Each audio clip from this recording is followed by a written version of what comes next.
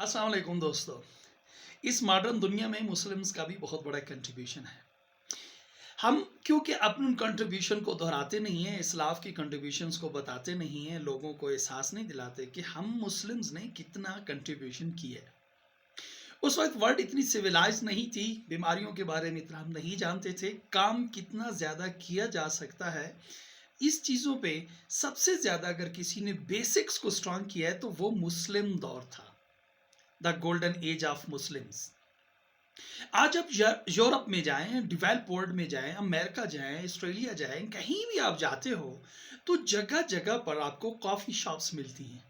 दर हकीकत ये coffee shops एक लाइफ का स्टैंडर्ड बन गया है, मॉडर्न वर्ल्ड का एक स्टैंडर्ड कॉफ़ी शॉप्स कि आप कॉफ़ी पीते हो, इंजॉय करते हो। मुख्तलिफ ड्रामों में, फिल्मों के अंदर, नॉवेल्स में आपको कॉफ़ी कॉफ़ी कॉफ़ी का जिक्र मिलता है। ये कॉफ़ी क्या है, कब इन्वेंट हुई, क्यों इन्वेंट की गई, किस मकसद के लिए की गई, इस पे हम थोड़ी सी नज़र डालते हैं। दोस्तों 19th सेंचुरी में यमन में मुस्लिम्स ने कॉफ़ी को फर्स्ट टाइम दरियाफ्त किया या इजाद किया, जो भी आप इसको वर्ड दे सकते हैं। बेसिकली ये कॉफ़ी उस वक्त सूफिया के लिए बनाई गई, क्योंकि कुरान करीम में मिलता है तो फ़क़्हू फ़िद्दीन, दीन में समझ बूझ करो। कुरान में अल्लाह बार बार कहता है कि मेरे बनाए हुए ख़जानों को मुसख्खर करो, इस पे गौर व फिक्र करो।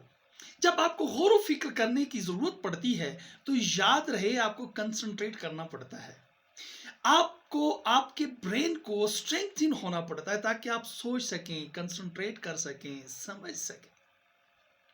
हुआ क्या कि यमन के मुस्लिम्स ने कॉफ़ी को बनाया, ईजाद किया और उस वक्त के जो सूफिया थे उनको पिलाई जाती थी, वो इसको इस्तेमाल करते थे और बहुत देर तक, रात तक कंसंट्रेट करते थे।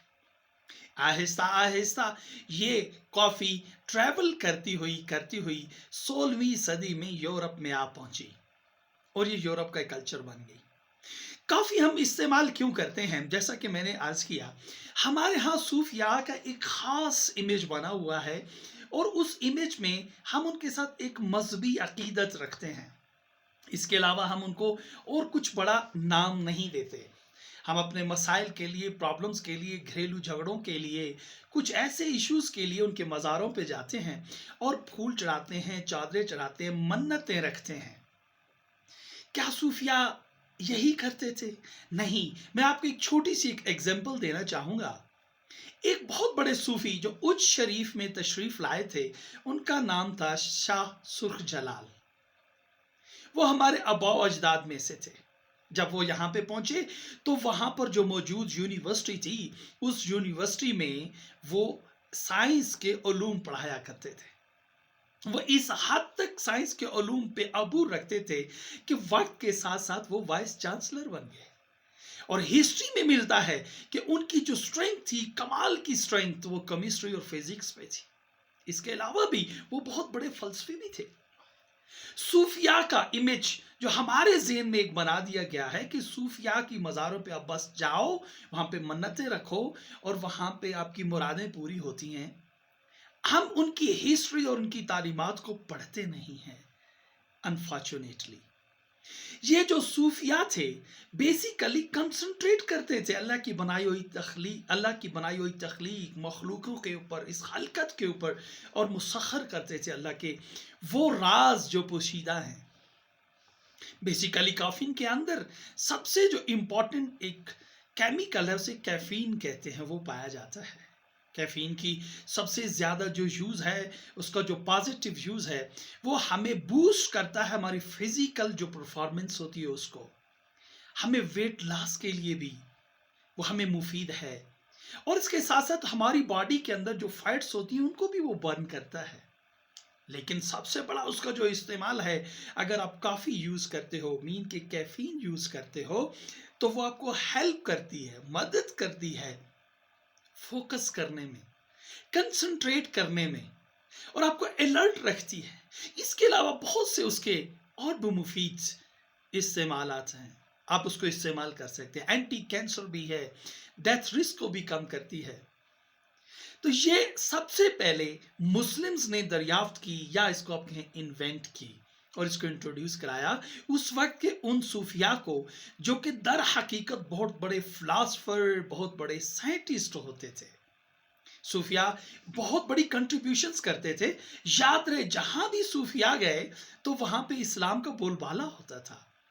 اسلام دو چیزوں سے پھیلا ہے، اخلاق اور جدید علوم سے.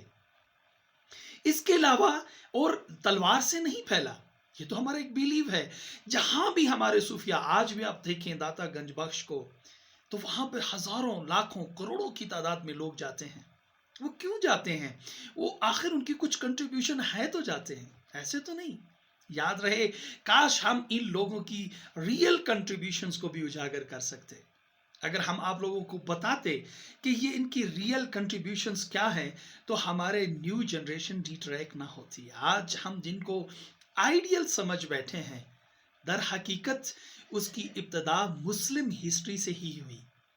میں دعا گو ہوں کہ اللہ ہمیں ثابت قدم رکھے اور ہمارے ان صوفیاء کی اور ہمارے جو مسلم ورلڈ کی کنٹریبیوشنز ہیں ان کو ہم اجاگر کر سکیں اور اس پہ ہم عمل پیرا ہو سکیں. بہت شکریہ. Thank you very much.